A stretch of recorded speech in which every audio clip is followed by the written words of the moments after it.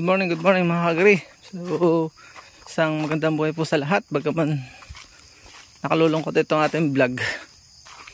Yung una kong pinakita sa inyo yun ay buhay pa siya. Pero itong ating papakita sa inyo ay patay na. Ito yung naging parang amoy beer ng isang araw. Ano? May amoy pa siya, oh. Yun.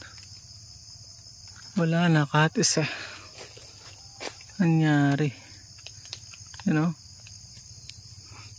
Bango. Mas meron siyang nadali ng magot. Tumakas na yung mga magot. Nakahalata na. Ano? Yan. Yan. Nabusog na ng pulot. Hindi ko akalain na dito dati naggapang-gapang yung mga magot, yung mga itlog lang dati noon nakapasok dito. Tapos kahapon nung makita ko wala na kahit isang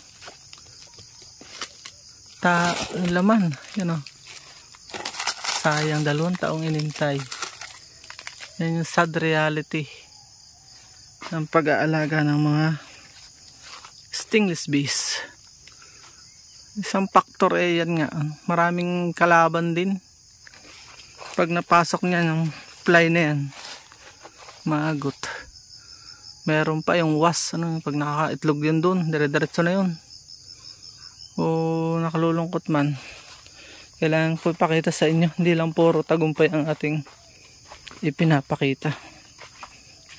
Minsan nakakapagod na sa pagsasaka pag mahina ang loob mo. Talagang bibigay ka at hanap ka ng iba. Kaya kami may hayop, may nakita nyo yan, oh, putol. Pinagputol ako ni Karina, pero tuloy ang buhay. Thankful tayo. Tingnan natin yung mabuti, hindi yung pangit. Yung natitira, hindi yung nakawala. Yung kanina may 2 pa naman ako, yun yung una kong binili.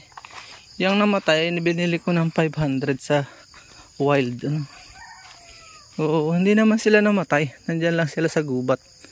Pero yung pagbalik nila, yun yung malaking question kung babalik pa. So, ganun po ang buhay ng pag-alaga na.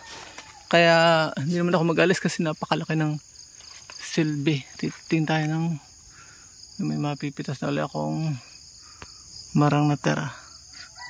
2 ito eh, tingnan ko. Ayun, nandun. Hindi pa nahihinog ko. Pwede ko na siyang pirasin ngayon. Yun lang, paalam and God bless. Sana skip ating mga ads dahil maraming dadagdag po tayo ng mission. Malilimot pa ako ng durian ngayon kaya ang boses ko yun pa. Madaling araw. So, ibang vlog na naman, ibang kwento. Yun lang po muna. Paalam and God bless. Please support all Filipino vloggers. Pakita natin sa mundo na nagkakaisang lahing Pilipino. Paalam muna po. Ito ko malilimot pa ng durian.